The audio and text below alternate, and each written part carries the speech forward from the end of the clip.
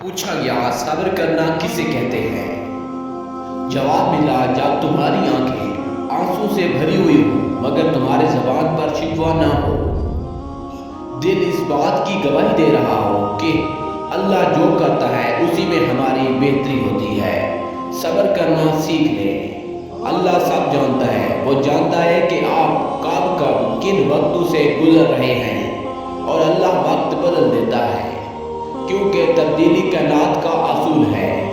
अल्लाह किसी के साथ नाइंसाफ़ी नहीं करता, वो बस आजमाता है और सब्र करने वालों को मीठा फल मिलता है। अल्लाह ताला कुरान शरीफ में कहते हैं, सब्र और नमाज से मदद लो, बेशक नमाज एक सख्त मुश्किल काम है मगर उन पर नहीं जो दिल से मेरी तरफ झुकते हैं। लिहाजा आप सब्र से काम लें। बेशक अल्लाह का वादा सच्चा है और जो लोग यकीन नहीं रखते वो आपको जोश दिलाकर बेबर्दाश्त न कर दें। आप सब्र करते रहिए, यकीनन अल्लाह ताला नेकी करने वालों का